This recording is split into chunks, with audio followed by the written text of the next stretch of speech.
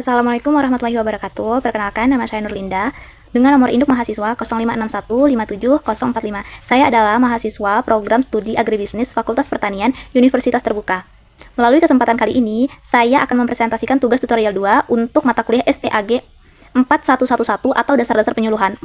Materi yang akan saya sampaikan berkaitan dengan komunikasi dalam penyuluhan, pertanian, dan proses adopsi inovasi oleh petani.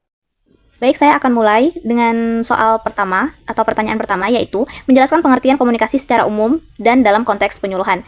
Komunikasi secara umum dapat diartikan sebagai suatu proses penyampaian pesan atau informasi dari pengirim kepada penerima melalui media tertentu, dengan tujuan agar pesan tersebut dapat dipahami dan menimbulkan respon atau perubahan perilaku. Jika dalam konteks penyuluhan pertanian, komunikasi memiliki peran yang sangat vital. Komunikasi penyuluhan adalah proses penyampaian informasi, pengetahuan, dan inovasi teknologi pertanian dari penyuluh sebagai komunikator kepada petani sebagai komunikan. Nah, berikut contoh dalam kehidupan sehari-hari. Ini contoh sederhananya. Ketika saya mengirim pesan WhatsApp kepada adik saya yang berada di kota lain, saya akan menulis, "Sudah makan belum?" Di sini saya adalah pengirim pesan. Pesan WhatsApp adalah media komunikasi, dan adik saya adalah penerima pesan. Tujuan komunikasi ini adalah agar adik saya memberi respon, misalnya menjawab, "Sudah Kak?" atau "Belum. Nanti saya makan." Ini adalah bentuk komunikasi yang paling sederhana dalam kehidupan kita. Selanjutnya, contoh lain, ketika seorang guru menjelaskan materi matematika di depan kelas menggunakan papan tulis, guru adalah komunikator. Papan tulis dan suara guru adalah media, siswa adalah komunikan, dan materi matematika adalah pesan yang disampaikan. Jika siswa memahami dan bisa mengerjakan soal, berarti komunikasi tersebut berhasil. Selanjutnya, soal yang kedua. Dengan pertanyaan kedua yang meminta saya menjelaskan salah satu unsur dan informasi dalam penyuluhan, serta manfaat cyber extension dalam kegiatan penyuluhan. Manfaat cyber extension sangat banyak. Pertama, jangkauan lebih luas, sehingga petani di daerah terpencil pun dapat mengakses informasi. Yang kedua, informasi dapat disampaikan secara real time atau tepat waktu, misalnya peringatan tentang serangan hama atau perubahan cuaca saat itu. Ketiga, lebih efisien karena menghemat waktu dan biaya transportasi. Keempat, petani dapat mengakses informasi kapan saja sesuai kebutuhan mereka. Dan kelima, kemungkinan interaksi dua arah melalui forum diskusi online atau grup WhatsApp sehingga petani bisa langsung berkonsultasi dengan penyuluh. Kemudian soal nomor 3, yaitu bagaimana cara penyuluh mengefektifkan komunikasi dalam kegiatan penyuluhan. Berdasarkan pengamatan dan pemahaman saya, ada beberapa cara yang dapat dilakukan penyuluh untuk membuat komunikasi lebih efektif. Yaitu pertama, penyuluh harus menggunakan bahasa yang sederhana dan mudah dipahami. Kedua, gunakan metode demonstrasi langsung. Petani akan lebih mudah memahami jika melihat praktik langsung dibandingkan hanya teori yang diberikan. Ketiga, sesuaikan waktu dan tempat penyuluhan dengan kondisi petani. Keempat, manfaatkan media visual seperti poster, leaflet, atau video tutorial. Kelima, libatkan petani pelapor atau petani yang sudah sukses agar mereka bisa berbagi pengalaman mereka. Dan keenam, lakukan pendampingan secara berkelanjutan, bukan hanya sekali penyuluhan lalu selesai. Nah, intinya harus dilakukan rutin atau berkelanjutan, tidak hanya sekali, agar petani lebih efektif dalam menerima atau mendapatkan materi dari penyuluh. Baiklah, sekarang kita akan masuk ke pertanyaan yang terakhir, pertanyaan yang cukup detail, yaitu pertanyaan keempat, yang meminta saya untuk mengamati kegiatan penyuluhan yang dilaksanakan di wilayah saya. Berdasarkan pengamatan saya di wilayah Tanjung Jabung Barat, Desa Lubuk Rentang, Kecamatan Betara, ada beberapa kegiatan penyuluhan yang rutin dilaksanakan.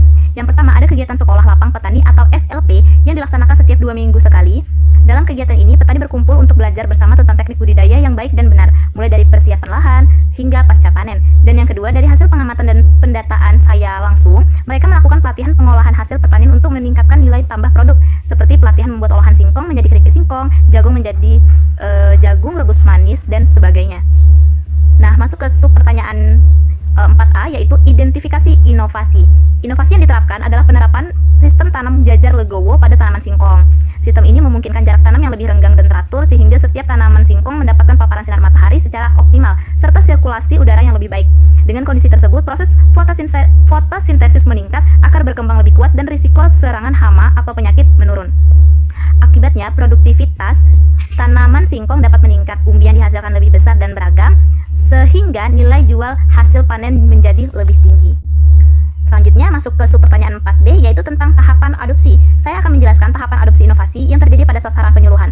Pada awalnya, petani singkong berada pada tahap kesadaran atau awareness, yaitu ketika mereka memulai mengetahui informasi mengenai sistem tanam jajar legowo dari kegiatan penyuluhan yang dilakukan oleh penyuluhan pertanian. Tahap berikutnya adalah minat atau interest, di mana petani mulai menunjukkan rasa ingin tahu terhadap manfaat sistem jajar legowo itu. Selanjutnya, petani masuk dalam tahap penilaian atau evaluation. Pada tahap ini, Petani mempertimbangkan apakah inovasi tersebut layak dicoba, melihat kondisi lahan, biaya tenaga kerja, serta pengalaman petani lain yang sudah menerapkannya. Jika petani merasa inovasi tersebut berpotensi menguntungkan, maka mereka memasuki tahap percobaan atau trial dengan menerapkan sistem jajar legowo pada sebagian kecil lahan singkong. Apabila hasil percobaan menunjukkan hasil yang baik, maka petani akan masuk ke dalam tahap adopsi atau adoption, yaitu menerapkan sistem tanam jajar legowo secara menyeluruh pada seluruh lahan singkong yang mereka miliki. Pada tahap ini, inovasi benar-benar diterima dan menjadi kebiasaan baru dalam kegiatan budidaya. Setelah itu, masuk ke subpertanyaan 4C, dan yang terakhir, saya akan menjelaskan faktor-faktor yang memengaruhi kecepatan adopsi inovasi pada sasaran tersebut. Yaitu, kecepatan adopsi sistem tanam jajar legowo pada petani singkong dipengaruhi oleh beberapa faktor berikut. Yang pertama, keuntungan relatif. Petani akan lebih cepat mengadopsi inovasi apabila mereka melihat keuntungan yang jelas dibandingkan cara tanam biasa. Dalam hal ini, sistem jajar legowo memberikan hasil umbi singkong yang lebih besar, pertumbuhan lebih sehat, serta produktivitas yang meningkat. Semakin nyata manfaatnya, semakin cepat inovasinya diterima. Yang kedua, kesesuaian dengan kebiasaan petani. Apabila cara tanam yang baru tidak terlalu berbeda dan masih sesuai dengan kebiasaan petani, maka inovasi akan lebih mudah diterapkan. Karena pola jajar legowo hanya mengubah jarak tanam dan penataan barisan, petani tidak merasa kesulitan sehingga proses adopsinya lebih cepat. Yang ketiga, tingkat kerumitan. Sistem jajar legowo tergolong mudah dipahami dan dipraktikkan, sehingga tidak membuat petani bingung. Semakin sederhana tekniknya, semakin cepat diterima. Penyuluhan yang memberikan contoh lapangan juga membantu mengurangi rasa takut salah. Yang keempat, dapat dicoba dalam skala kecil.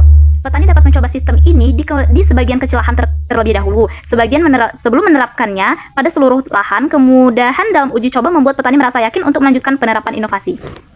Kemudian yang kelima dan yang terakhir, kemudahan diamati hasilnya. Hasil inovasi ini mudah dilihat secara langsung seperti ukuran umbi lebih besar, batang lebih kokoh, dan lahan lebih rapi. Ketika petani melihat bukti nyata dari lahan tetangga atau hasil percobaan sendiri, kecepatan adopsi akan meningkat. Demikianlah hasil dari pengamatan presentasi saya. Lebih dan kurang saya mohon maaf. Wassalamualaikum warahmatullahi wabarakatuh.